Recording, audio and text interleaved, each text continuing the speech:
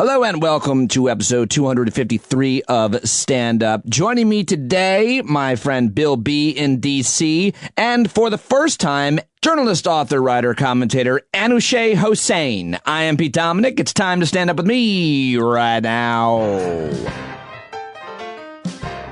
Hello, my friends, and happy winter solstice. For 6 months, the days have grown shorter, the nights have grown longer in the northern hemisphere, but that is about to reverse itself, everybody. Winter solstice 2020, shortest day of the year, and the official start of winter is today, December 21st. And a happy summer solstice for my Australian listeners, where today is the longest day of the year and beginning of summer in South Africa, Argentina, and Australia, where my BFF David Campbell, his wife Lisa, and kids are enjoying the beginning of summer. And I know that and love that I talk to him every day on the Marco Polo app. It's so cool to have someone to do that with, and as well as someone in Australia who's having a completely different season and experience right now. You know, this is all because of the tilt of the Earth on its rotational axis. I was just looking up some winter solstice stuff. Why does it happen? We experience seasons here because the Earth is tilted.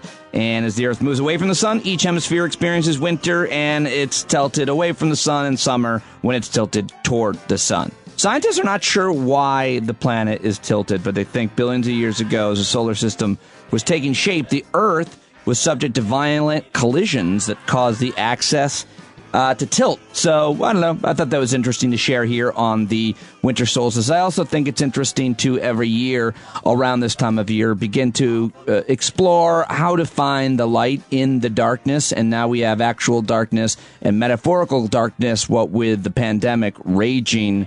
And so what are you doing to bring little shoots of light into the dark? And I mean, like lighting candles, as well as doing other little things, making new recipes, buying different kinds of food. My wife just got her nails done with a new kind of nail polish that changes color and the temperature, and she just loves that. And that's a little piece of light right there. Maybe you're trying new workouts, new diets, trying different food. Maybe you'll start meditating. I don't know, but I think it's important to try new things. And I wish I would have thought more about this in my 30s, but whatever. I'm 45 years old, and I think it's super important to try to do that when it's a dark time of year for a lot of us, and of course darker now because of the pandemic and the fact that the president of the United States is still Donald Trump for another 30 or so days, and he's wreaking havoc every single hour that he can. But anyway, if you have little winter hacks, I'll call them, things that you do, choices that you make, habits that you have for this time of year to bring light into the darkness, I'd love to hear from you. Maybe we can talk about that Wednesday night when we get together for the final time before Christmas. This Wednesday, normally, we will meet on Thursdays at 8 East. This week, we'll do Wednesday at 8 East. Still not sure who I'm going to book to join us, but if you're a Stand Up with Pete Dominic subscriber, part of our community, you are invited, and you can join us, and it's always fun to get together with folks and talk and laugh and learn. That is Wednesday at 8 p.m. East. All right, let's get to some of yesterday's audio. I hope we had a good weekend. Lots to get to, lots of news, of course, that I want to discuss here. We'll get to yesterday's audio. We'll do the news dump, then get to Bill B. in D.C. and Anushay Hossain, and that is today's Stand Up. All right, here is where we're at. Last week, of course, was the worst week in America for coronavirus. Over 3,000 Americans lost their lives every single day, but at least the Moderna vaccine has begun distribution in the U.S. along with the Pfizer vaccine. That is pretty much the only good news. We don't often see leaders take responsibility for major mishaps, but U.S. Army General Gustav Perna, the chief operating officer of Operation Warp Speed, apologized after many states said they were receiving fewer Pfizer COVID-19 vaccines than promised. General Perna said he has mistakenly cited the wrong. You know what? Let's listen to U.S. Army General Gustav Perna say it himself. Where I failed, nobody else failed, is to have a clear understanding of that cadence.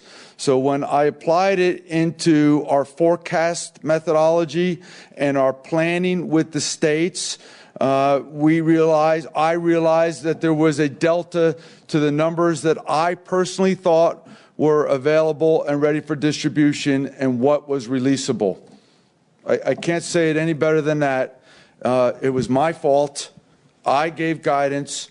I am the one that approved the forecast sheets. I am the one that approved the allocations, right? There is no problem with the process. There is no problem with the Pfizer vaccine. There is no problem with the Moderna vaccine, right? It was a planning error, and I am responsible. And I don't really know how to say it any clearer than that. We're learning from it. We're trying to get better because at the end of the day, it is about facilitating the most available vaccine doses out that are releasable out to the American people. I wanted to play that for you because I like leadership that admits when it's wrong and apologizes and learns from it and says they can do better. In this case, I think that guy is showing that kind of leadership. So kudos to him.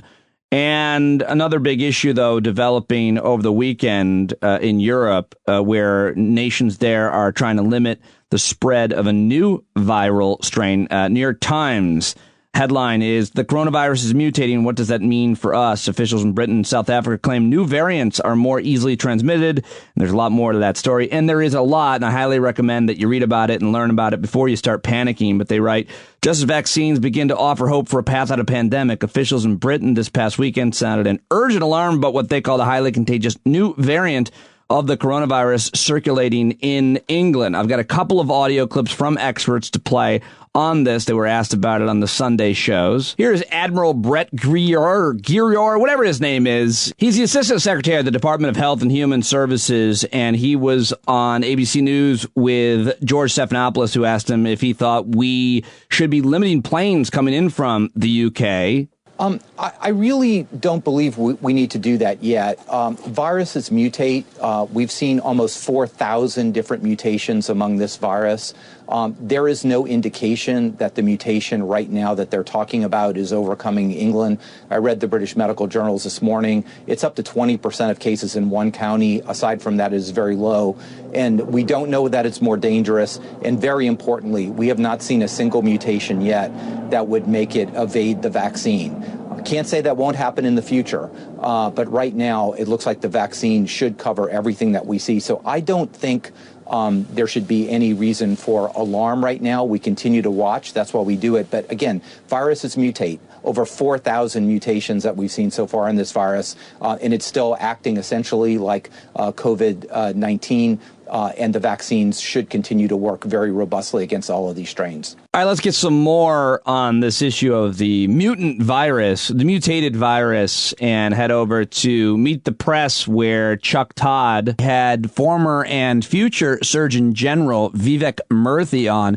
And not that this is an important question to answer, because that mutation story sounds pretty scary. So let's get Dr. Vivek Murthy's take on the same question about the mutation that we're seeing in the UK. Well, Chuck, this news from the UK is about a strain of the virus that, according to the UK, appears to be more transmissible or more contagious than the virus that we've seen circulating prior to this. It's important to mention a couple of things, though. While it seems to be more easily transmissible, we do not have evidence yet that this is a more deadly virus to an individual who acquires it, and there's no reason to believe that the vaccines that have been developed will not be effective against this virus as well. The bottom line is, if you're at home and you're hearing this news, it does not change what we do in terms of precautions as individuals that can reduce the spread of this virus. It turns out that masking, that keeping physical distance, washing our hands, these are still the pillars of preventing COVID transmission. All right, that is the former and future Surgeon General Vivek Murthy on Meet the Press. And, you know, Trump is terrible, obviously, but so is, and I'm not going to say he's worse, but he's really very bad, the president of Brazil, a guy named Jair Bolsonaro. He shocked even his staunchest supporters this week with an expletive-filled tirade against the COVID-19 vaccine. He's mad, and he swore about the vaccine, even though 7 million cases of the virus have been found in Brazil. Over 185,000 100,000 Brazilians have lost their lives. And this guy, the leader of Brazil, is out there saying, I'm not going to get the vaccine. Some say I'm setting a bad example. Hey, asshole. Oh, idiot. What are you saying about the bad example? I already had the virus. I already have antibodies. Why should I get the vaccine again? Bolsonaro said in a speech captured by the news service UOL to a crowd in Porto Seguro, Brazil. Bolsonaro contracted COVID-19 earlier this year, and he went on to say, oh, and another thing that has to be made very clear. In the Pfizer contract, it's very clear that Pfizer is not responsible for any side effects. So if you become an alligator, it's your problem. And what is worse, tampering with people's immune systems? So he is an insane person and almost as bad as Trump. But he's warning people that they could become alligators. And I don't know if the guy's joking or if he's a sociopath or what, but he certainly isn't a good guy. In other COVID-related news headlines, well, relief, in quotes, is on the way. Republicans, Democrats reached an agreement on Sunday night for a $900 billion stimulus. And this is what it looked like Sunday morning. George Stephanopoulos asked Senator Mark Warner if there was going to be a deal on ABC News this week. On Sunday morning, he said, is there going to be a deal? Here's Senator Mark Warner. Well, let's put it like this. I was with Senator Schumer last night in his office till about 11 o'clock. I was glad to see that Senator Toomey accepted Senator Schumer's offer on a compromise. We will preclude 3 of these facilities from being set up again without congressional approval, what was already the law. We did not think tying the hands of a future Fed or Treasury made any sense. And the great news is Congress is not going to be the Grinch. We're going to get this package done. And I'm very proud that in many ways this package only came about, George, because a bipartisan group of senators spent a month working hard, showing the American people that we can actually do things when we have such an amazing need. So folks who are going to run out of unemployment the day after Christmas or potentially get kicked out of their apartment or those long lines at the food banks, help is on the way. And then on Sunday night, the Senate Majority Leader and man with a horrible voice, one of the most hated men in the world, Senator Mitch McConnell, stood up on the Senate floor and said this. More help is on the way. Moments ago, in consultation with our committees, the 4 leaders of the Senate and the House finalized an agreement.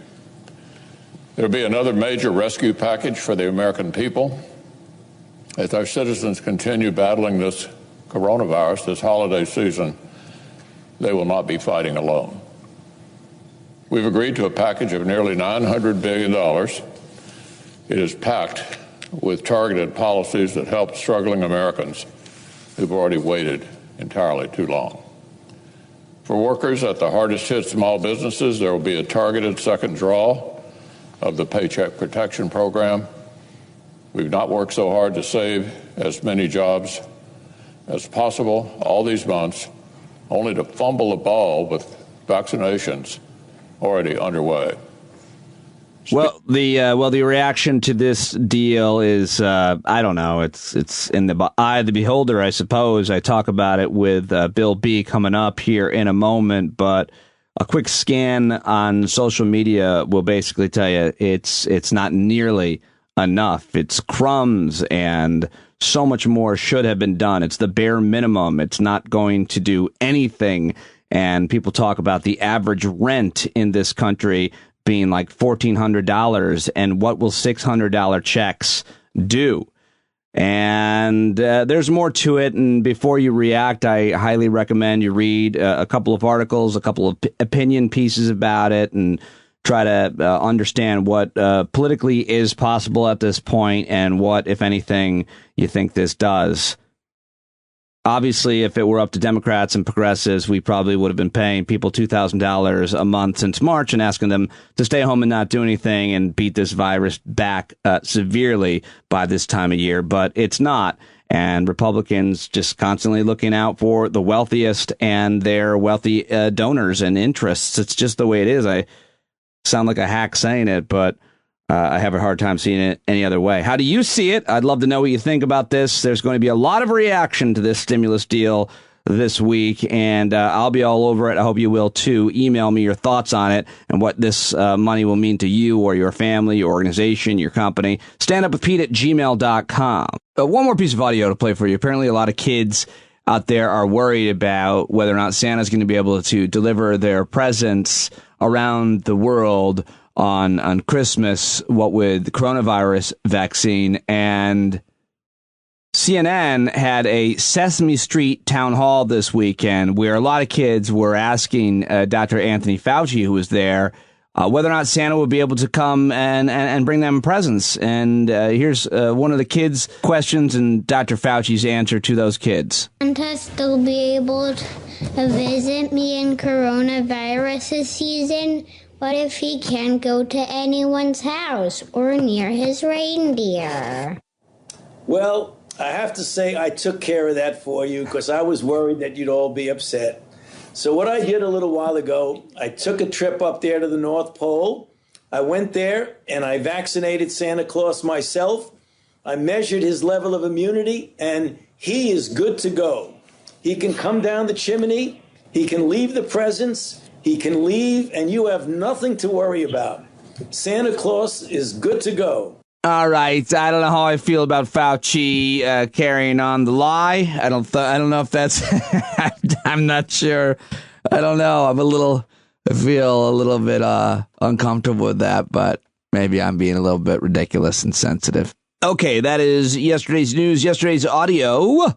Now it's time for the news dump. Non-political headlines, non-COVID related headlines, yet headlines nonetheless that matter and get undercovered. The news dump. They call them dumps, big, massive dumps.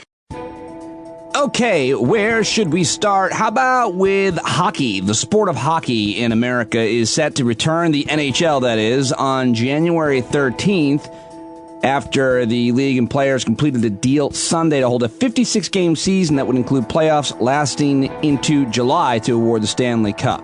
The regular season is scheduled to go until May 8th with a 16-team playoff to follow. So hopefully they'll do it safely and responsibly and people won't get sick and die. Because hockey is an awesome sport. I don't really follow it. I don't really follow much anymore. I heard the Jets won yesterday. That's the rumor. And I used to be a Jets fan, but now at least this year, I just don't care. Maybe I'm soccer. I've been watching some soccer. Anyway, NHL is back. All right, I guess this next headline is technically COVID-related, but U.S. airport traffic is rising despite holiday travel warnings. More than 1 million people have passed through U.S. airport security checkpoints in each of the past 2 days, and a sign that public health pleas to avoid holiday travel are still being ignored, according to the Associated Press. More than 1 million people have passed through airport security checkpoints in the past 2 days. Yikes. First-time airports have screened more than 1 million passengers since November 29th, which was the end of Thanksgiving weekend. And, of course, now, as a result of that, hospitals are being overwhelmed. So it looks like we have learned nothing from that, and we are going to see more death as a result of the Christmas travel, New Year's travel, end-of-year travel. So strap in for more. All right. Also, I guess technically COVID-related, the United States is on pace for the slowest population growth since our last pandemic, the Spanish flu. Nation's population growth is slowing. Number of U.S. residents likely to increase by just 700,000 or only 0.2% this year, the slowest pace since 1918 with the Spanish flu and World War I combined to shrink America's population. Of course, USA Today writes, an economics will tell you a solidly growing population is a major economic engine. Creating more consumers or spending makes up 70% of the economy and a larger labor force to churn out more goods and services. Well, maybe this could be the impetus for a comprehensive immigration bill to let more people into the country, seeing as that we're not able to create them ourselves. What do you think of that? I'm sure that'll happen. And if you're listening to this Monday, the 21st of December, the winter solstice, summer solstice in Australia, I mentioned earlier, the Associated Press reporting Jupiter and Saturn will merge in the night sky Monday, appearing closer to one another than they have since Galileo's time in the 17th century.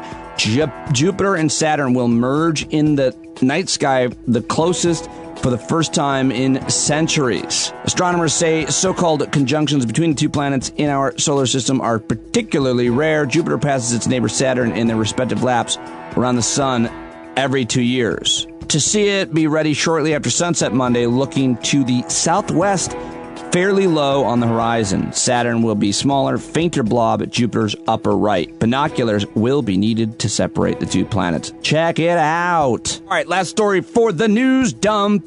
CNN is reporting pythons might become a new menu item in Florida if scientists can confirm they're safe to eat. The predator might soon become the prey if Florida scientists can confirm that Burmese pythons, an extremely invasive species in the Everglades, are safe for us to eat. The Florida Fish and Wildlife Conservation Commission is collaborating with the Florida Department of Health to investigate the mercury levels in pythons to determine if they can be safely consumed. If so, the snakes may soon end up on restaurant menus and dinner tables across the state. Okay, sounds like a great solution. And that is your news dump for Monday, December 21st. And I'm here every day giving you the news from the solar-powered Shed studio as I see it. And I think this is quickly becoming one of the most robust, comprehensive news segments for you to listen to. So tell your friends if you want to get a wide variety of news and audio to start your day or to learn more. Check out Stand Up with Pete Dominic. Tell your friends. Speaking of friends, about to join me, Bill B. in D.C. And then I've got my new friend, Anushay Hossain, who I met this past year, I guess last year, when we were together on panels at MSNBC, author, writer, journalist.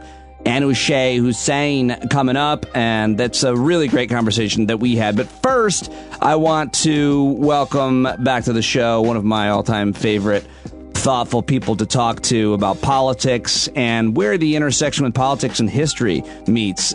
Bill B. in D.C. always seems to work in a historical perspective, and this week he didn't have to work very hard because the phrase crossing the Rubicon came up when some of Trump's sycophants were encouraging him to do that. What does that mean? Well, that's where we start with businessman, family man, property owner, Washington, D.C. elitist and insider, and guy who everybody thinks is in the CIA, but isn't. He owns parking garages. My friend Bill Boyle, at Bill B. in D.C. Okay, so the crossing the Rubicon thing refers to Caesar having decided to start a civil war and become dictator of Rome. Okay, and the Rubicon is a river in northern Italy. No one's really quite sure which one anymore. But it was the legal limit where you couldn't bring a legion from Gaul over that river. If you did, it meant that you were an outlaw to the state and that you were, an enemy of the state. Well, of course, Caesar did that because they were going to take his power away from him and try to destroy him. There had already been dictators in Rome before this. And this was sort of one of those sort of intricate political situations that at a distance, most people just see the river cross the Rubicon and they kind of get this image in their head of this single dramatic moment being like, a thing. Well, Michael Flynn and Kelly Ward, the GOP chair in Arizona, and a bunch of other Republicans are encouraging Trump to, quote unquote, hashtag cross the Rubicon. They're literally telling Trump to declare martial law in all 7 of the battleground states and, quote unquote, rerun the elections. They're basically trying to get Trump to start a military coup. Kelly Ward, the chair of Arizona's Republican Party, urged President Trump to, quote, cross the Rubicon in a Saturday tweet referencing a historical act by Julius Caesar, which led to the Roman Civil War and Caesar becoming a dictator. Retired General Michael Flynn, who was recently pardoned by Trump, shared Ward's tweet Sunday. Good God, Newsweek. Yeah, and so what's interesting about that, to start with, is it's easy to say, okay, it's Michael Flynn and Kelly Ward. They're known lunatics. Who the fuck cares? But I talk to a lot of Republicans because, no, hold on a second. They're in the Oval Office. Well, They're talking to the president. We can never say, this is the problem with a lot of kind of the establishment media and analysts, like, oh, these are wackos, dismiss them. No. They influence the president's decision making. Right. He is listening to them more than he is listening to his own advisors. And the reporting is now even his own sycophants, his chief of staff Mark Meadows and others, Cipollone, top lawyer Cipollone, are saying you can't do that. These things that Flynn and Sidney Powell and Kelly Ward are suggesting he do. So pick it up from there. Sorry. No, that's okay. So what I'm saying is they're lunatics, but they have access. They're in the White House. Right. So it's dangerous for the reasons you just put. It's also dangerous because what they're doing is creating a groundswell amongst the crazier people in the GOP. And, as I started to say, I talk to a lot of Republicans these days, and they tell me how blown away and how freaked out they are by how often other Republicans they know are coming to them and saying, did Biden really steal the election? I think Biden really did steal the election. And does Trump need to declare martial law? Like, these ideas are gaining currency with a good 25% of the GOP. That would be my estimate. And it's dangerous because it's going to lead to violence. People are going, there's a possibility that Trump really tries it, by the way. I think that's more likely than most people realize. I also think it does not work under any circumstances, right? It won't work. The Pentagon hates his guts, has zero interest in helping him out. Ken Cuccinelli, who's running DHS, Rudy tried to talk him into seizing the Dominion voting machines. And Cuccinelli, who is a toxic and crazy right-winger, he was like, I have no legal right to do that. I can't do that. So even the lunatics are going whoa. We don't, we just can't do this. I just want to take a minute because I want to make sure I get this in today's episode. I haven't seen this much. I mean, it's been reported everywhere, but I haven't seen this point. You said it could lead to violence. And I'm the guy who says we're not going to see the kind of violence that a lot of people are predicting. But I think let's be clear with the kind of violence we are seeing. You know all about Pizzagate, where this person who was radicalized and probably mentally ill showed up at a pizza shop in your town with a gun and shot a lock off a door and did fire the gun. But nobody got hurt. Now, let's go to December 16th in Houston, Texas, where a former police captain named Mark Aguirre was hired by a conservative group to investigate voter fraud. And guess what? He pointed his gun at a guy, pinned him to the ground, and searched through his car to find what he was sure were thousands of ballots that this guy was. Right. He was the guy, though, was a repairman, and all that was in his truck were repair parts for air conditioners because that's what he did. But this former police captain was arrested and charged with aggravated assault with a deadly weapon, freed on $30,000 bail. Nonetheless, he's part of this extremist group. He's trying to find the ballots, and this poor innocent air conditioning repairman he held him at gunpoint, Bill. Sure. Yeah, and that's worse than Pizzagate, and it's getting 1/100th of the attention given the news cycle, I suppose. But still, we are seeing people do crazy things. And the vast majority of terrorism in the United States in the last 4 years has been white, patriotic identity terrorism. It hasn't been Al Qaeda. It's guys like that. Yeah. And I tell you, I think I mentioned to you that, my son and I got sort of caught up by mistake in the Proud Boy thing in D.C. a couple weeks ago or last week. And by that, you mean you guys dressed up as Proud Boys and were chanting and wearing kilts and showing your asses. Yeah, I know all about it. I thought it was really... Exactly, yeah. It was really my yellow bumblebee kilt. But we were riding our bikes downtown. I, like an idiot, did not realize who was going to be down there. The normal MAGA protest people are certainly not violent. These guys were in an organized phalanx of military bent, and they were roaming around trying to break into where the Black Lives Matter people were not even protesting, basically just hanging out. And I got to tell you, Pete, I mean, I looked at it and went, so this is what the late 1920s and early 1930s looked like in Germany. Like, these guys were looking for trouble. There were Confederate flags. There were swastikas. There were guys with T-shirts that said, what was it?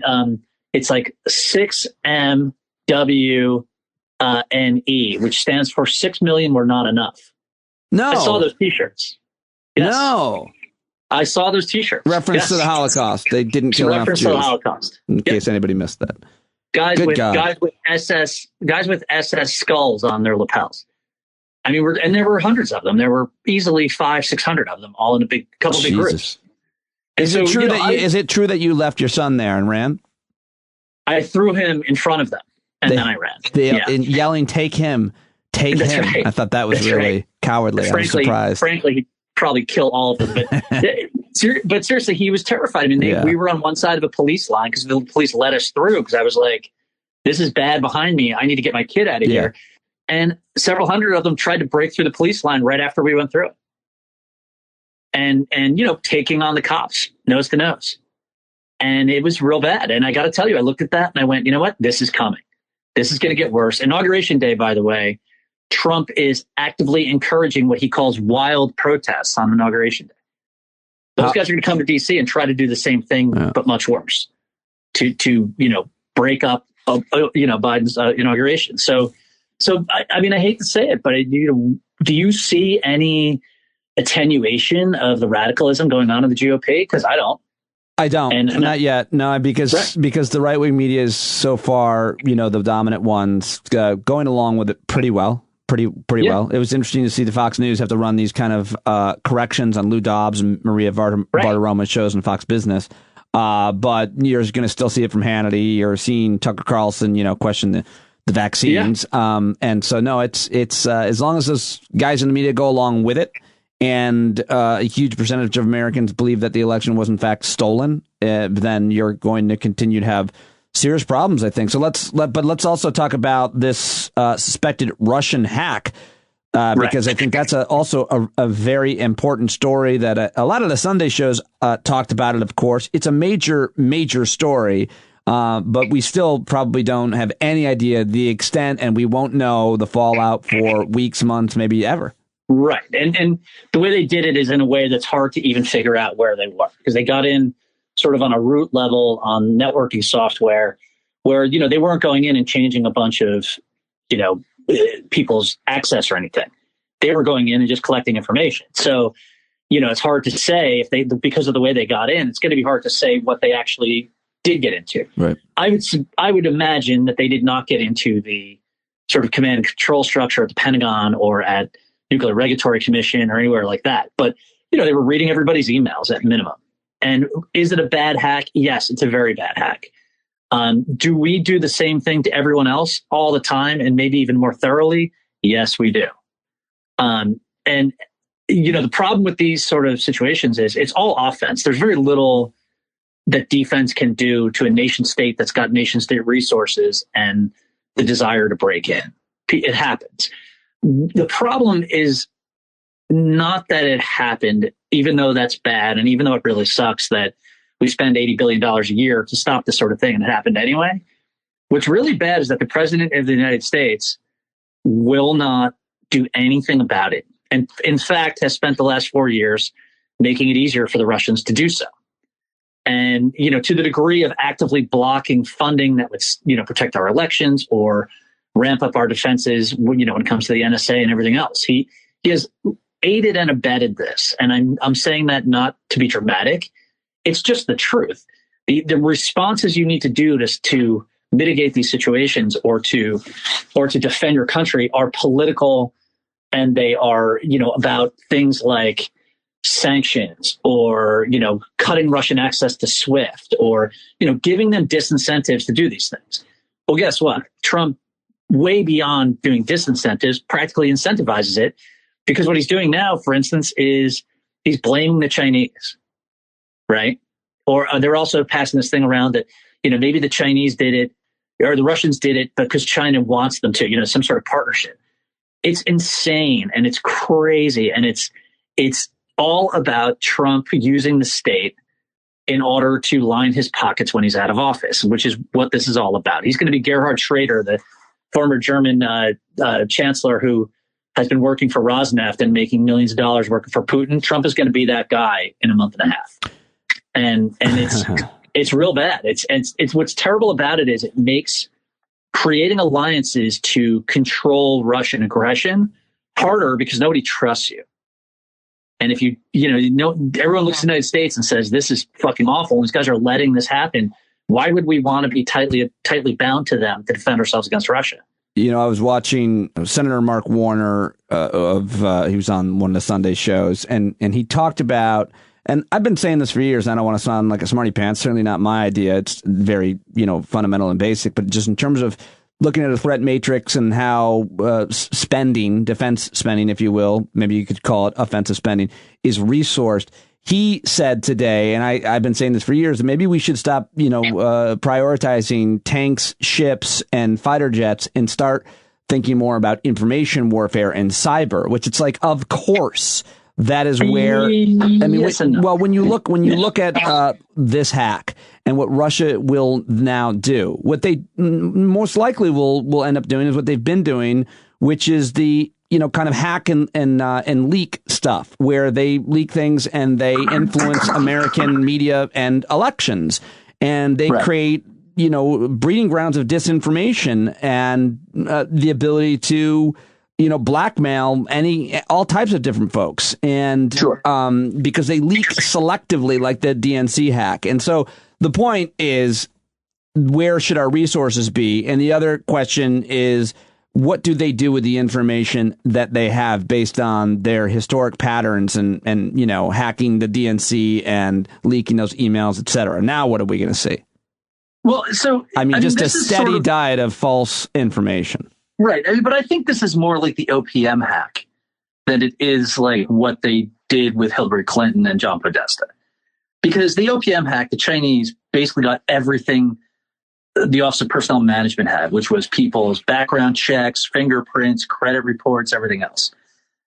Is that really worth it for you to put out Senator Warner's credit report? Probably not. But it is a good way to identify people within the bureaucracy who you can get leverage on. Right. So I don't think in this you're going to see them, embarrassing the crap out of people publicly, because it's not really worth it very much to do that for them. What you're going to see is some guy who is a middle level position at, the Department of Defense, who, is involved in the nuclear program, who has a credit problem, and they will go after him to try to either bribe him or blackmail him. You're going to see a lot of that. You're going to see a lot of pattern work where they look at, they get all of these emails and they figure out who was where when. Right. So that they can figure out, for instance, who might be spying against them, or who is a counterintelligence guy based upon where their guys have been. And, it's a lot of relational database stuff. That's what this will be useful for. I don't see it as a obvious political break-in. In fact, frankly, it's a very conventional intelligence thing to do that they just did. The only thing that it makes it a big deal is it's the scale, A, and B, that the President of the United States is aiding and abetting it. That's what makes it a big deal. Yeah. I mean, what will we ever learn? Well, we'll never learn in that respect. But I will say, too, that we have the money to do both things. I mean, cyber defense and cyber offense, we already spend a ton of money on it. We already get huge returns on it. I mean, what Russia did to us, I'm telling you, Pete, we routinely do it to everybody else. It's more of a shock they did it to us because we are pretty far ahead of most other countries in this world. No, it's a really important point. I'm glad that you made it twice. I mean, it's so important. Yeah, I mean, because when you hear people going like, oh, my God, this is a digital Pearl Harbor, it's like, no, it's not.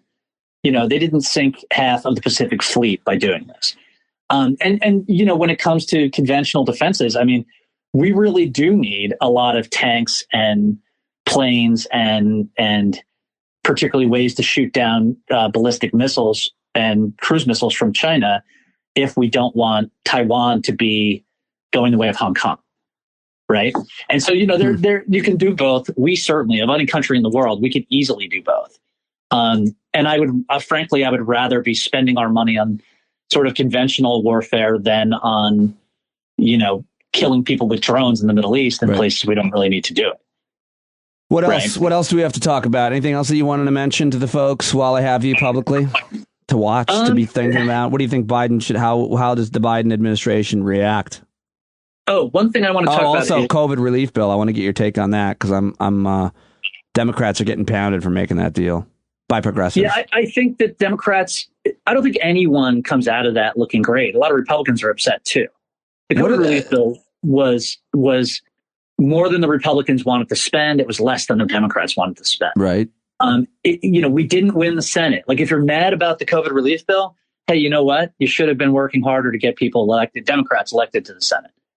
That's what you should have been doing. You should have been doing it 2 years ago. Should have been doing it now. You should be doing it again in 18 months.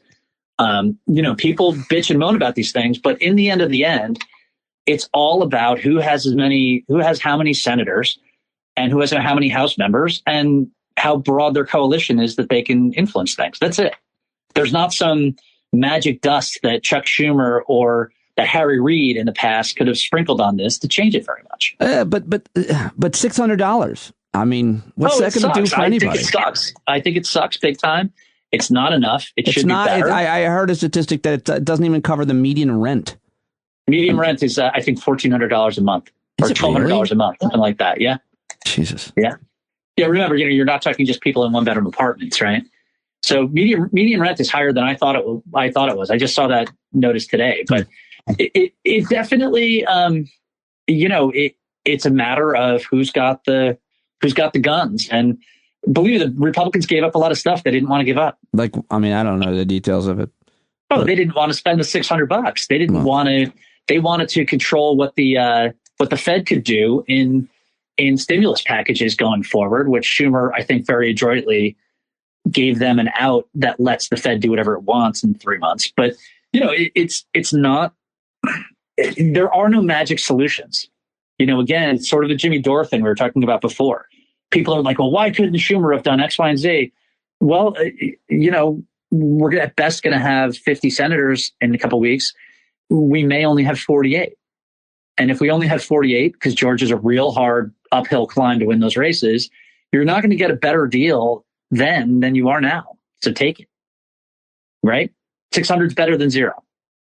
It sounds like an easy thing to agree to, but if someone's going to make an argument that a better political strategy would have worked, then I'd be all ears for that argument. I mean, they needed to get this done, I think, before they left town for Christmas. I think they were getting down to the wire. Yep. I think that's one thing. And they've been working on it for a really long time. But, it's not even what Republicans gave the wealthiest individuals and companies in the tax cut when they didn't need it. It's just it's so reprehensible that Republicans are, and you're hearing people like Jim Jordan say, what the best stimulus is? Get a job. Like, what a motherfucker. Yeah. I mean, it's that kind of conservative orthodoxy about work. It's so unrealistic. It's so insulting, offensive, and frankly, just unworkable. It's not real. It's preposterous to say things like that. And, the fact that they would give so much money away in taxes to wealthy people with what was the only legislative achievement for Trump's 4 years. And yet when people are dying and going hungry, this is all they could come up with. It's just. Well, and let me be clear. Had to be at least twice that. Yeah, I'm not happy with what came out of it. And I think it's actually incorrect to even call what the Republicans are doing conservative because, I mean, they quite literally spent like drunken sailors up to the moment that the Democrats were going to take power, and then suddenly they're all about austerity again. Yeah, well, you knew that was coming. The idea that these guys are conservatives, they're not conservatives. No. They're rather grotesque reactionaries. Never have been. Right. And I'll say one thing. They don't like giving any assistance to people that are struggling, but they love giving assistance in the form of subsidies and tax breaks and credits to people who are winning. I mean, it's always been the case. They've always given government money away, taxpayer money away, but just not to the people who needed it. No, they're about private industry and the money that they can get for their campaigns from private industry. Yeah, and lastly, they always give that money away and they don't cut spending. They're the ones who blow up deficits. It's just that's right. They've won that propaganda war, though, making people think that they're fiscal. Oh, I'm a fiscal conservative. Well, what does that mean? Well, I vote for fiscal conservatives. No, you don't. Right. I'll say this, though. I mean, the Republicans, when they were semi kind of working on being a majority party, totally dominated the suburbs. And the suburbs and urban America are the center of gravity politically in the United States. In the end, Republicans are going to be real upset that they gave that up, because it is how you end up being a minority party in the medium term. And that's what's going to happen to them. It's sort of the, they're fat today. They're going to be in trouble in 10 years. I hope you're right about that. All right. What else? Anything else? We good? Is there anything? One last thing. Yes. One last thing. Pete Buttigieg, you hear all these people screaming and yelling about how he doesn't have the expertise to be running the Department of Transportation and it's all political and blah, blah, blah. Interesting thing is that all the people in the transportation business, like me, are all talking about how good he is for this. He's perfect for transportation. He ran a city. He did bike lanes. He He knew things like, you know how there's minimum limits of parking spaces you have to build if you want to build an apartment building in the city? Pete Buttigieg is the guy who knows that if you cut those minimums, you actually make housing cheaper, right? Like he knows this stuff. Pete Buttigieg is going to be excellent, really excellent at the Department of Transit.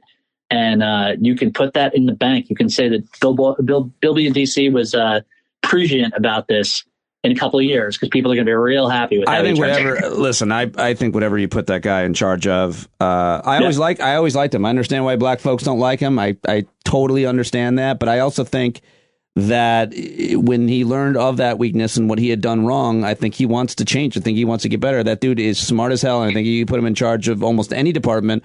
He would do well at it because he's so intelligent and great at communicating. And I think I agree with you. I'm in a minority of progressives, I know, but I don't know. I see him I don't see him the way a lot of people see him.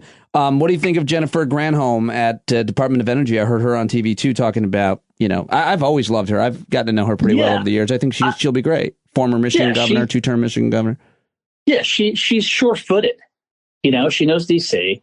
She knows how the government works. She's been in it for a long time. She's not an ideologue either way. I think she'll be great. I think she'll be fine. Biden is doing a very smart thing. He's picking people that are he's picking people that are just progressive enough to keep the progressives happy, but he's also picking people that are going to be good at the job. Well, I've actually been impressed by what they've done. I think it's very smart. I think the problem with progressives, and I'll say this, and we were talking about it before we hit record, though, and just real quick, is a similar problem with conservatives in that the expectations about what can get done are unrealistic, and they don't seem to understand how government works because learning that is somewhat boring, and screaming about what you did or didn't do here or there on the radio and influencing people to believe you will get you great ratings and lots of followers and fans and supporters, and it'll get a lot of people outraged, but it's just not how you get government done. I mean, my old friend Jimmy Dore coming out against Alexandria Ocasio-Cortez it's not going to work. It's not. It doesn't help anybody. It'll help him. It'll make him more popular. It'll make people, his followers and fans, more outraged. But you're seeing this split within the progressive media world right now, which is really very interesting and I think disappointing at the same time.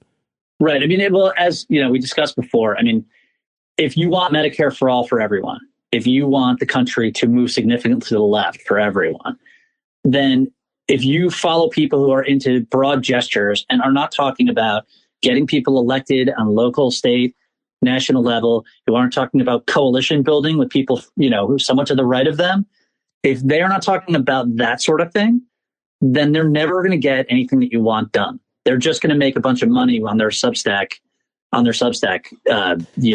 Station. And I want to be clear with you and my audience. I think it's really kind of important to just mention why I think the way I think is because I covered politics for over 10 years, and I went from that kind of radical progressive screaming about injustice and social justice to understanding what's realistic and what's pragmatic. And if people disagree with me on that, I'm happy to entertain that argument, that disagreement. I think it's very interesting and I think it's very important. But when you cover politics and when you talk to policy experts and when you talk to people who are, say, in public health or in economics or in government, and you learn how it all works, it's so much more complicated and complex for any number of reasons. And if I simplify it for my audience, I will have a bigger audience. Right. If I get them outraged, I will sell more ads and get bigger ratings. I can never do that at Sirius. I only wanted to interview policy experts and talk to people about how things, what we should know about the issues. And then obviously politics experts as well and government experts as well. And I became someone who watched pieces of legislation succeed or fail day to day, moment to moment. I watched it like an insider. And there's a lot of dealing that goes on. There's a lot of special interests that influence things. And there's obviously corruption, but it will always be that way. And you have to give me an example. You have to talk about how the strategy would work to get a piece of legislation through the House or the Senate. And then I'm listening.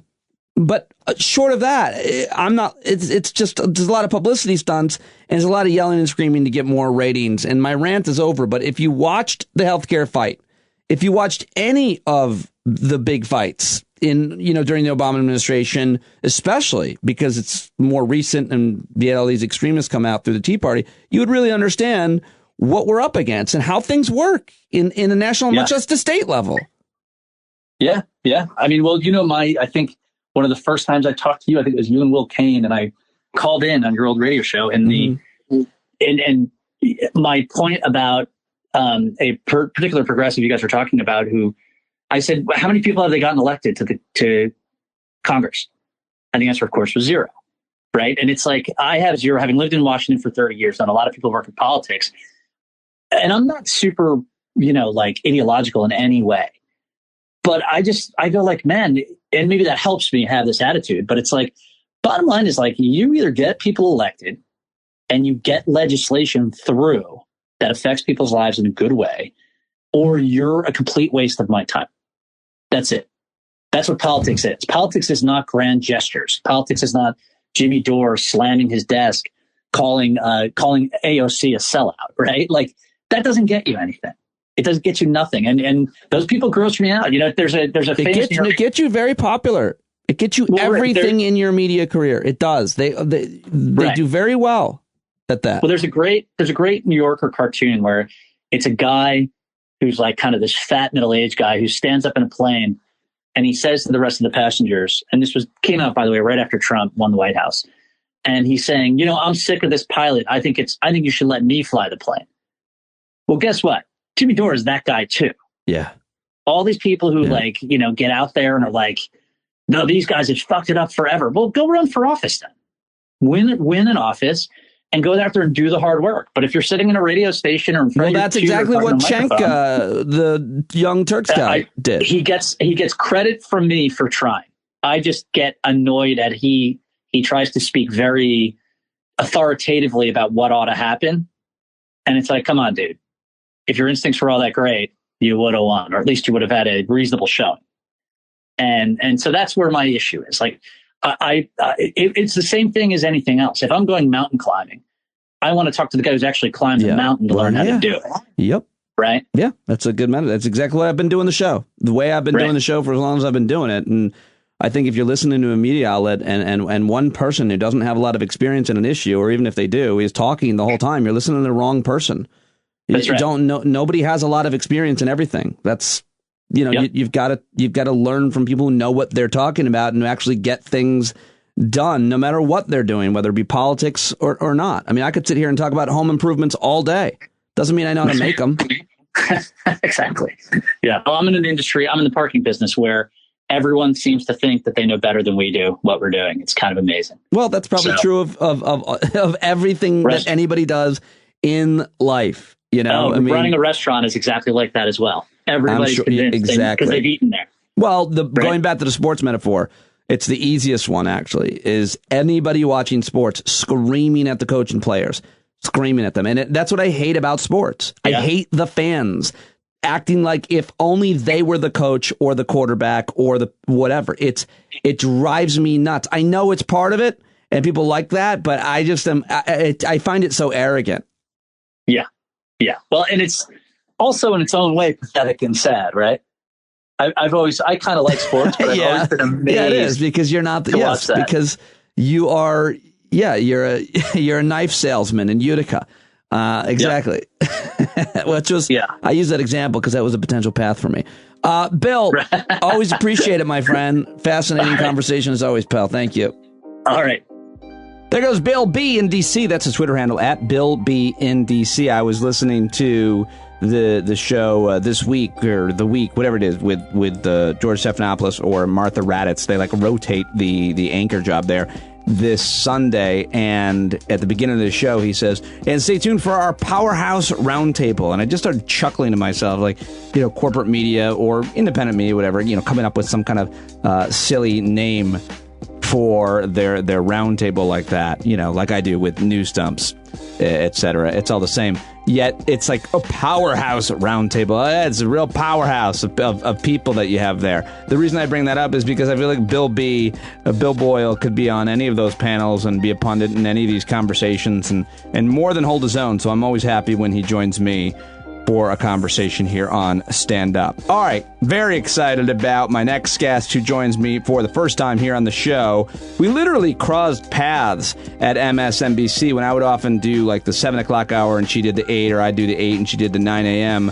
On their weekend show, which was such a great show, Up with David Gura. And we got to know each other a little bit, like green room familiarity type, and I came to admire her work and her writing and her commentary, and she's got a new book that is going to be coming out, which I'm really excited about. It's called Hysterical: How Sexism in Healthcare Kills Women. Anushay also is the host of her own podcast called Spilling Chai with Anushay and Friends.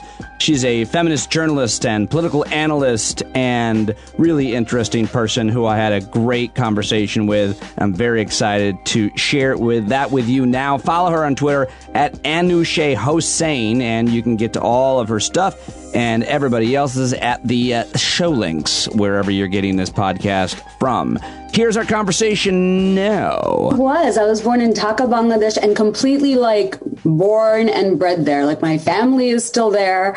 And I went to the American International School there. And my dad went to Georgetown, and he was just always and still is a huge advocate for American education. He had 4 daughters in Bangladesh in the 80s. And even though Bangladesh has, come leaps and bounds to where we used to be, and we're such a kind of role model for female empowerment, back then, if you had girls, really, you either married them off after they started their menstrual cycles, or you married them off after high school graduation. And my dad is just this awesome man who not only sent us to the best private school in the country, but then sent us abroad to go to college. So I lived in Bangladesh my whole life. And then I came to the States to go to UVA when I was 18. Which explains why you have no accent, because you went to American schools.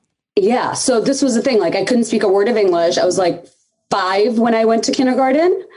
And I picked up, my mom said that I was talking like this in 3 months. But we were also trilingual. I was speaking Bangla at home. We were watching Bollywood. So I was speaking Bangla, English, and Hindi. And then English, Bangla, is how it's pronounced, Hindi. And then I read that you speak 5 languages, and I think one's Italian. Yes.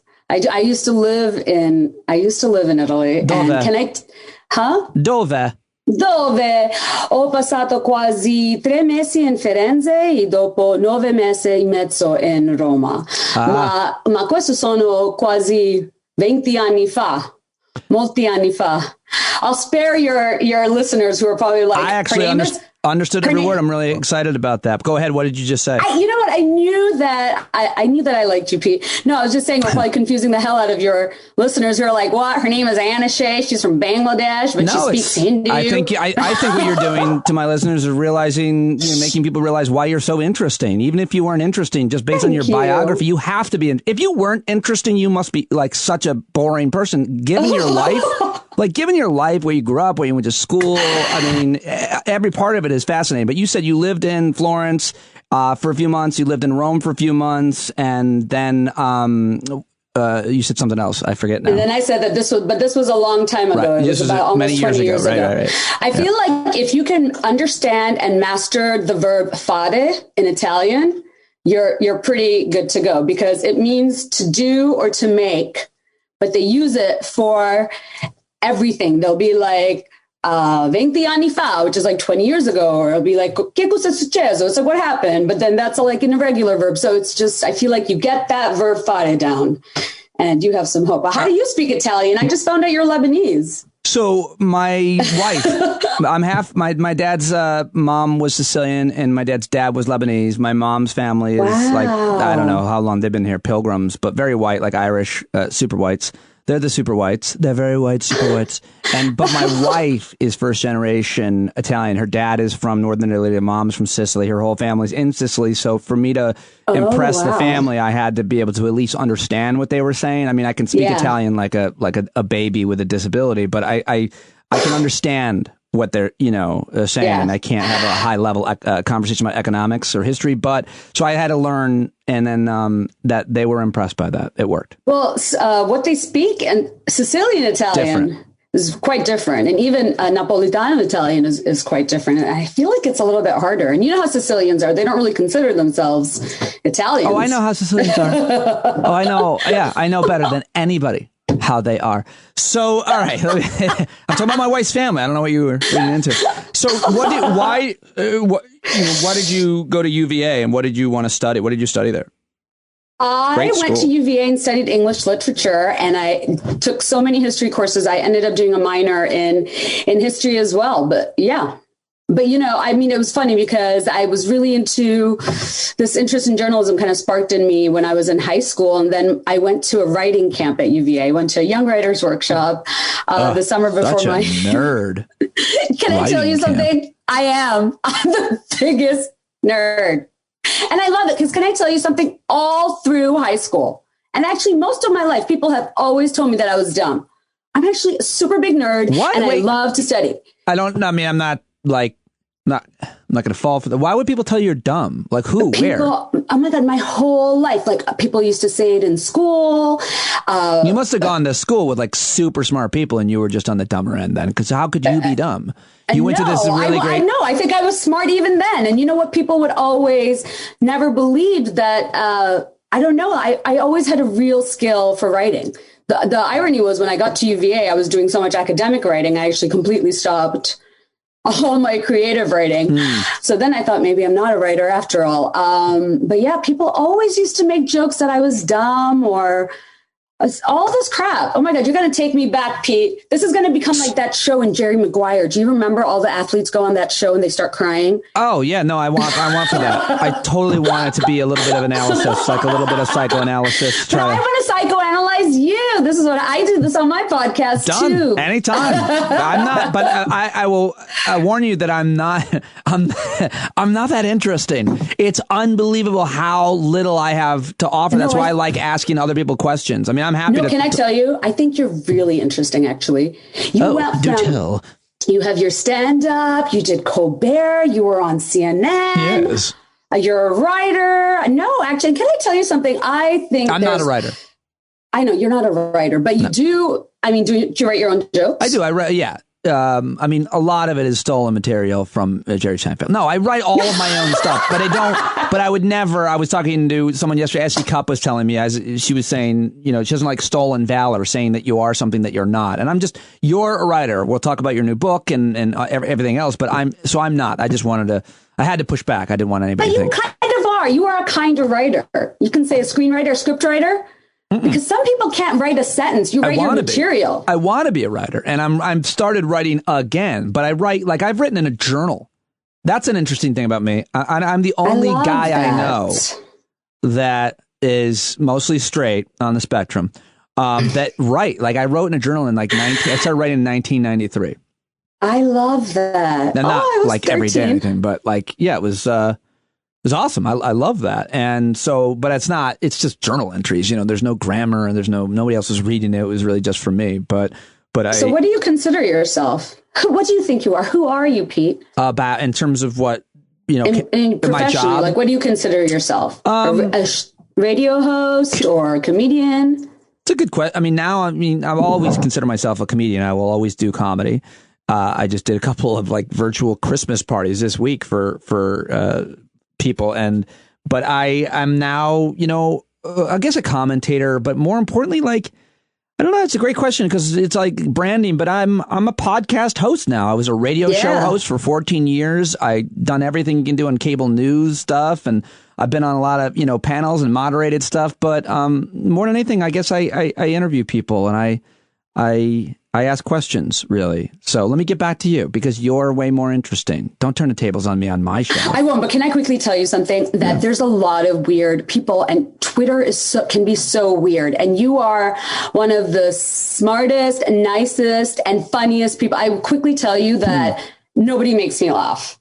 And I think nobody heard our pre-interview or our 45-minute banter before we pressed record. But Pete was making me crack up. And I mean, I usually don't. Well, I love to hear that. That makes me feel good. And I'm glad. And I'm also sad that you're not laughing enough. And I think we might need to talk more. I don't know what's happening there. Let's put you back on the couch. Why, Anushay? Why are you laughing enough in your life? Anushay, oh God, why are you so depressed? Yes. Everybody's depressed right now, for sure. This last year has been absolutely insane. We never expected this in our lifetime. None of it, including so Trump. Like, it's a surprise. It was such a surprise that he won in 2016. And let me go there with you, because I definitely want to talk about like gender stuff, which you're an expert on. And so I think it might be a good place to start, because I recently told this story. Well, when Joe Biden was finally elected and it was official, that Saturday when all the networks called it, that doesn't technically make it official, but might as well. I remember just thinking about my daughters and how I assured them in 2016 on election night when they woke up, they would, it still gives me chills, I want to cry thinking about it, they would witness the first female president in their lifetime. And I'd raise them with as much empowerment as I could, and talked so much about, even then, they were obviously younger, but gender equity, and not that it would be overt about it, but it would just always be talking about equality and why can't you do that, and so on. And I was wrong. And they did not forgive me for it, and they shouldn't have. But what changed was, and I want you to speak to this, is that a woman didn't win. And the worst man won. The worst man for women, a man who had been accused of abusing women in every type of way, and that we don't need the accusations because we have eyeballs.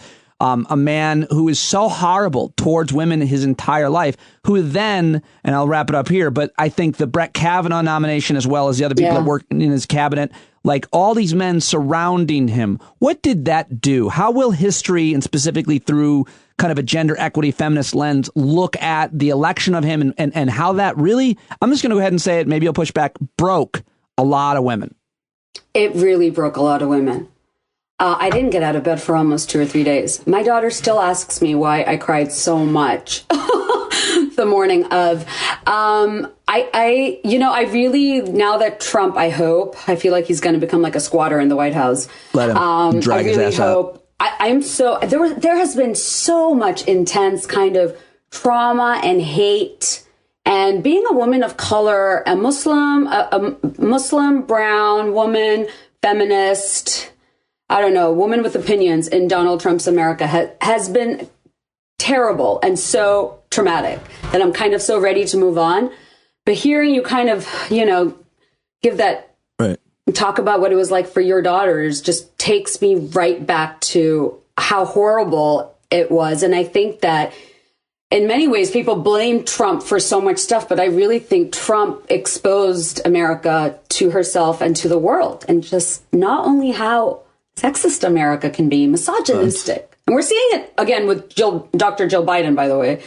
It's absolutely insane. I mean, so there's that, but then also how racist America can be, and how difficult it is to talk about this. I mean, I think that people of color, commentators of color, writers of color, anyone with a platform, I think we've really done a good job, because it's been hard. It has been hard. And anytime, I mean, we're probably going to talk about this later, but my show, my appearance on Tucker, I got so much visceral hate mail for so long that at one point my husband was like, we need to report these, to the FBI.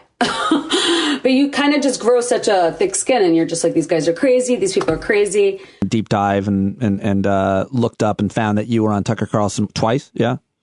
And I watched them, and I don't think I've ever done this, but I narrated the interviews. Like, I texted you while I was watching, because and then I told you after watching the second one, I said, after watching you on Tucker Carlson, I now have to take my daughters to the dentist, and I'm positive I'm going to fight the first person I see. And it was really weird because this elderly old woman was leaving the dentist's office, and I had to take her down because I was so angry. And she's an completely innocent soul.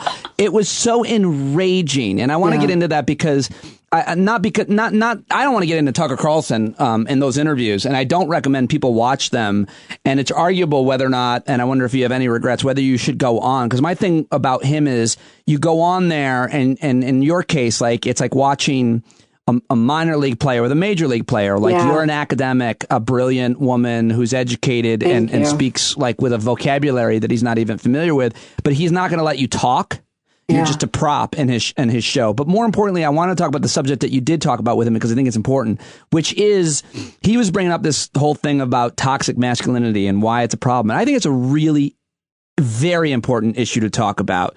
So let's stay on this issue of feminism and toxic masculinity and why there's people like Tucker Carlson out there doing what they're doing. What do men need to know?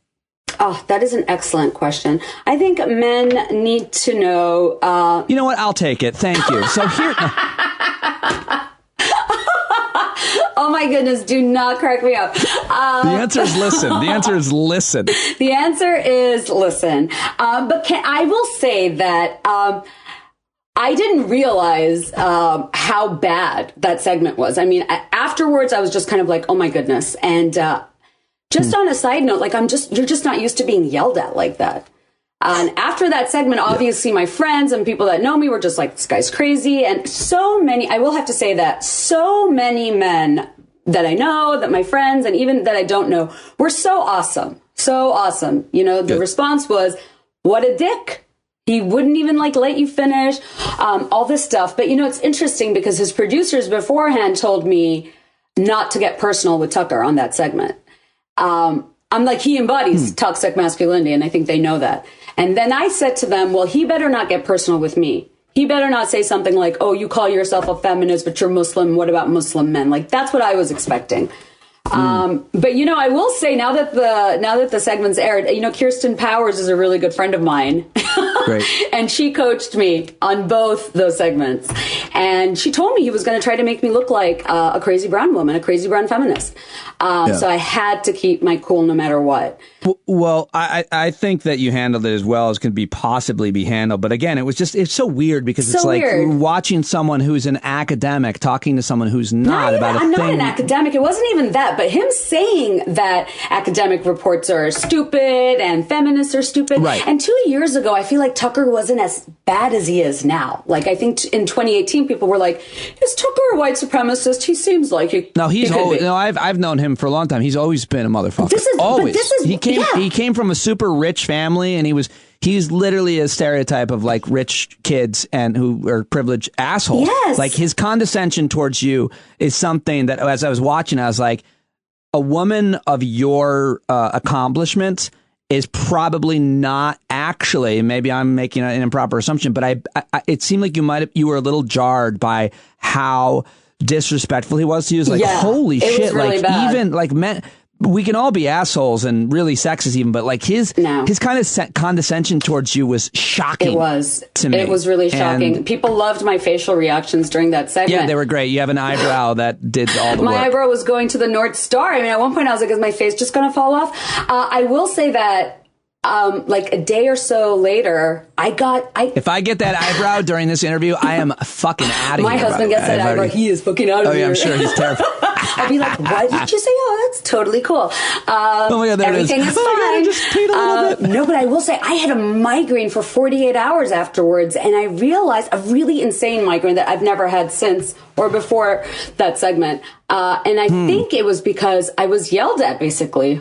For like 10 minutes. This guy just like, who speaks to you like that? Yes, you were if you weren't traumatized by that, then there's something wrong with you because he was such a... So people can go watch that. I don't want to spend any more time on that asshole. But I do want to spend time on kind of some of the issues he was bringing up because I think that it's really interesting to see, generally speaking, men on the right attacking. There's a huge movement. There's a men's rights movement. There's an anti-feminist movement. You can call it many different ways. It's got many different ways that it manifests. But it's interesting to me that they're so anti the equity and the movement of feminism and women's empowerment, and that they refuse to understand and take a look at themselves. Yeah. However, I do think now the phrase toxic masculinity should be done away with, because they took it over. Yeah. They took it.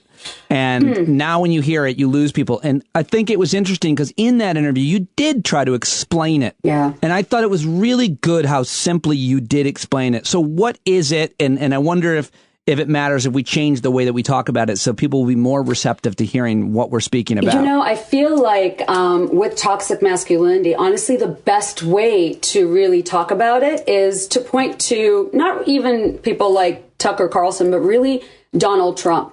Things like, don't wear a mask, be a real man, grab her by the neck, be a real man, don't cry, take it like a man. So toxic masculinity, and something I didn't get to say on Tucker's show, hurts women, men and women. It hurts everybody. You know, it's not helpful or healthy for men when we, you know, tell them not to cry, or if they show their feelings, or being a girl. And it's not good that we use the term being a girl as something derogatory. But I didn't get to really, I mean, the funny thing is, John Mayer, out of all people, I mean, I really went to, I'm like a John Mayer martyr now. That's what Tucker Carlson made me. Yeah, because he brought up this John Mayer. I don't even remember what exactly the issue was. It was a couple years ago that you were on it. Well, this was during the Kavanaugh hearings. And afterwards, John Mayer did some concert, and he said, you know, whatever's happening with Kavanaugh. And then he said, don't feel entitled. You know, we have to stop thinking about how we are. We're not entitled to women.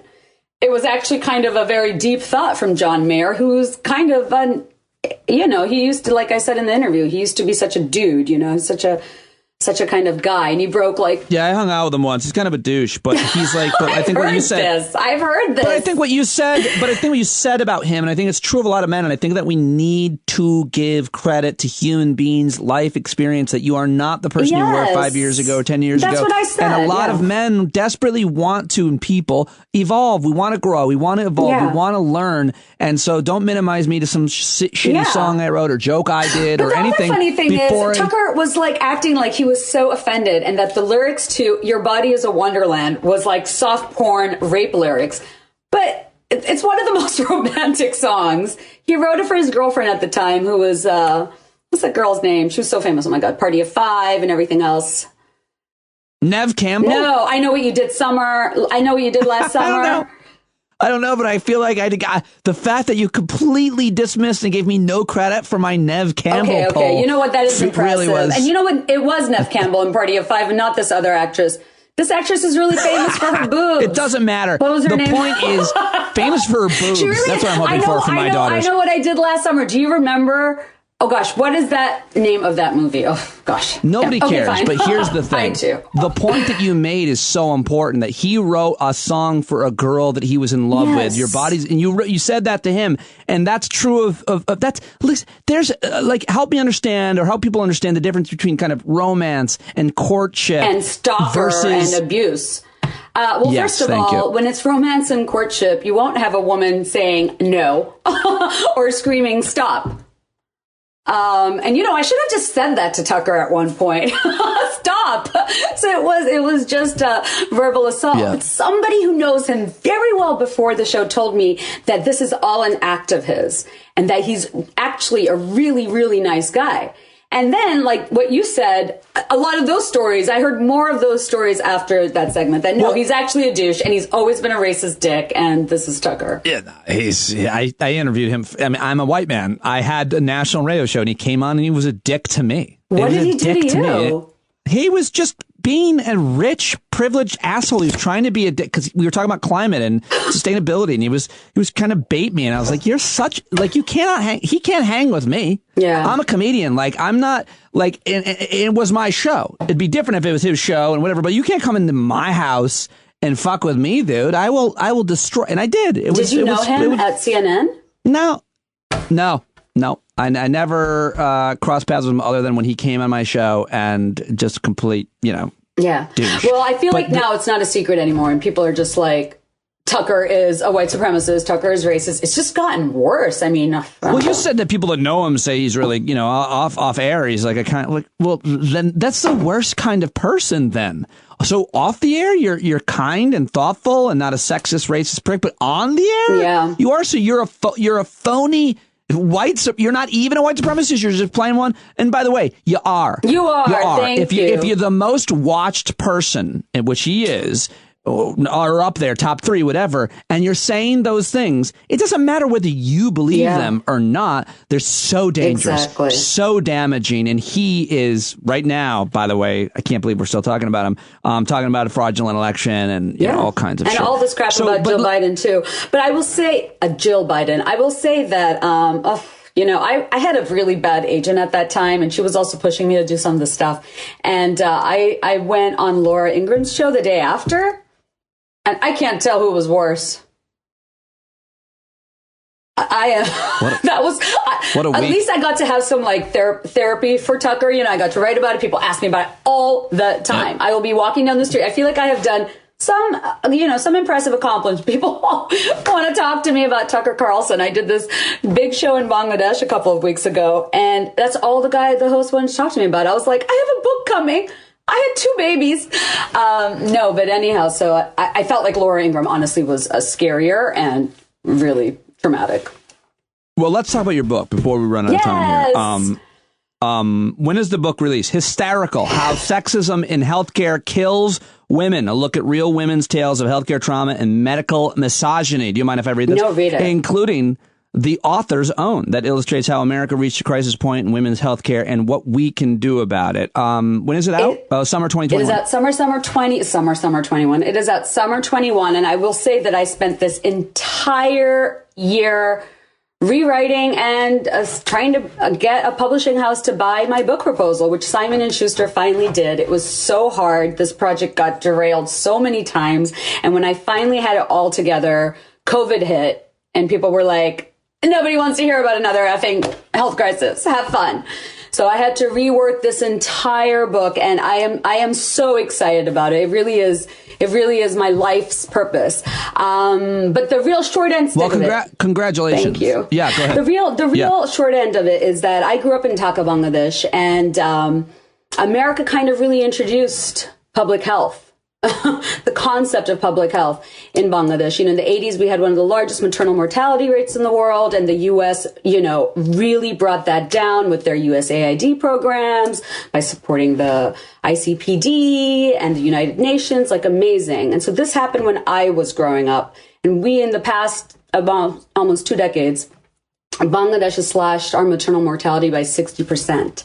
But guess what is the country in the world that has the highest rates of women dying in childbirth? I don't have to guess because I know, and it's terrible. It's terrible. So a lot of me writing this book is, how did this happen? It's Luxembourg. It's the country of Luxembourg. It's a very small country in the States. No, it's us, right? It is Laos. Yes, it's the United States, and it wasn't always like this. So what the hell happened? But as I started digging into maternal health, because this is not rocket science, allowing women to die in childbirth is not only preventable, but it's actually something we know how to make sure it doesn't happen. And it is also a larger indicator of women's overall position in society. So there's no point if women can work and wear miniskirts, but they're freaking dying in childbirth. So that's what started the book and why this is happening in America. And then obviously grew to a lot more. But it's going to be so good because I feel like women's health in America and motherhood in America have such a white face and such a white image. But it's women of color that are just getting slammed. Black women in America are 243% more likely to die in childbirth than their white counterparts. And it's not because they're poor. This is even with women with 2 or 3 higher educational degrees. My editor keeps catching me every time I say higher educational degrees. So, Usually we hear I that. had no idea the difference. Nobody knew that. Yeah, usually people hear, oh, black women are 2 to 3 times more likely to die. That number is 243%. And it's largely being driven by race. And now COVID, I don't know if it's a blessing or a curse, but it's kind of exposing it to everybody. If it's not poverty, what is it? If it's not socioeconomics, what is it? It's racism, the gist of it. 72% of doctors in America are white. 40% of them believe that black people's skin are thicker, that they don't feel pain the same, that they're complaining about their pain or they're lying about their pain. I mean, some of the stories and testimonies that I have this one woman. I mean, sorry, Pete, I'm going to bring you way down. You're going to have to top up your drink. I interviewed this one woman who has. You're not supposed to tell anybody that I've been drinking. Oh. Sorry, just kidding. No, he's just drinking orange totally juice.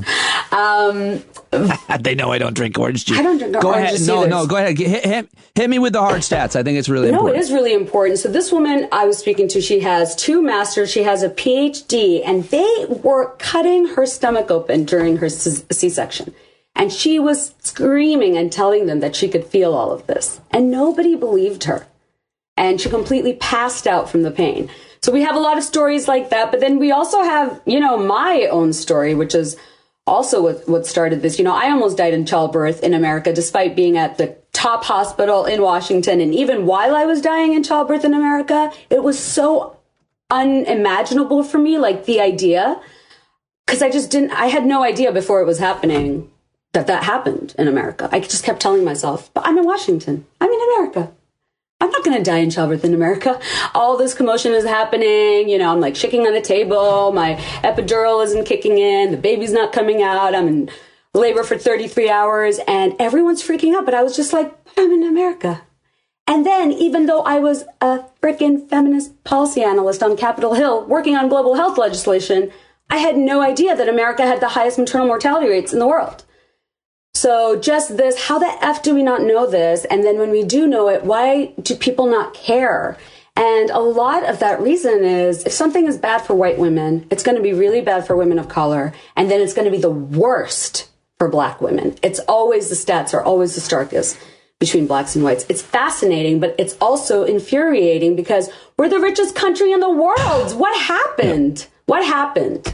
So that's what it's about. Well, yeah, and I'm really, it's such an important subject. It's kind of like surprising that any publisher wouldn't jump at it, especially given the fact that you got a pretty good following and you're such an intelligent person, a good writer. But nonetheless, it's there, it's done, it's published. Hysterical: How Sexism in Healthcare Kills Women. It's a super important subject because it's about gender and discrimination when it comes to healthcare, which is something that we don't think about. I mean, if you are a white man with a good insurance policy, you're still going to have a struggle when you have a health issue to deal with your insurance company. Yeah. And that's a white guy who's doing well.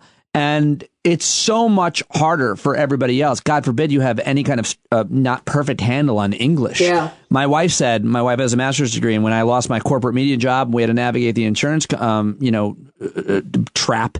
She said, toughest woman I know, like broke down and was like, you know what? And she said, I can't imagine how someone who doesn't speak English perfectly would ever be able to figure this out. So there are so many hurdles and obstacles to overcome. Where are we at, though, right now in the situation? How are we doing in America? Are we making improvements? And certainly, what has COVID laid bare with women in healthcare? Well, a lot of the issues, I mean, we say that it's race, but a big advantage that men have and white men have is that you're believed.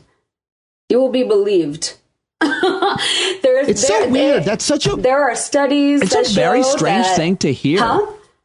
That's a strange thing to hear, that it's about that the physicians, the healthcare professionals don't believe you. That must come from some stereotype. It comes from the history of hysteria. Women are not believed about our health. And it's not just about childbirth. It's about chronic pain. It's about endometriosis, being told that it's just your period pain and you just have to deal with it, or not being prescribed a pain medication. I mean, I don't want to get like too much into the weeds, but there's a knowledge gap. The NIH was not even testing on women until 1993. And then there's a trust gap.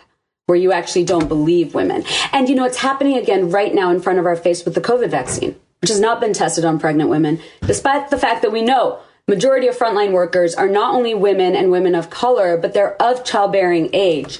And this whole paternalistic thing of, oh, what about the fetus? And oh, what about the thing? This vaccine's not safe for anyone until it's safe for pregnant women. And there are pregnant women who want to be tested on it. They need it. So once again, women are we're always an afterthought. Somebody wrote a book called Where Are All the Female Mice? Because all the mice we test on are also male. Ambien had a huge problem a couple of years ago because they had tested only on white males of a certain age range. And women were like crashing their cars driving after taking Ambien, even if it was the night before, because it was so much stronger, the dose for their bodies. There's so much more that I want to talk to you about and learn from you. I'm really excited for your book, and I'm also excited for your podcast, which I think is great and doing great. Spilling Chai. Spilling Chai. Please check it out. We are on hiatus until February, because that's when my manuscript is due. Until February 1st, but we will be back. But I am this. What's your podcast about? Tell my people podcast, about Spilling Chai, is all about diverse voices, American tea, but it's really about Black and brown girl magic. I feel like in American media and just in America in general, we're still kind of like the diversity hire, or like every now and then. And I'm like, hey, brown and Black women of color are so awesome. We are so cool and so interesting. So I really wanted to create a platform where I just talk about that all the time. And then I got so much hate mail about me being racist against white guys. I had to throw in some white guys. So I threw in Steve Schmidt. Really? That's who you throw in? Steve Schmidt? Steve. He brought us Sarah Palin. Motherfucker. I mean, everybody loves Steve Schmidt now. And it's like, before, like, he's been so great against Trump and everything. And it's like, he's so articulate and passionate and angry that everybody loves him.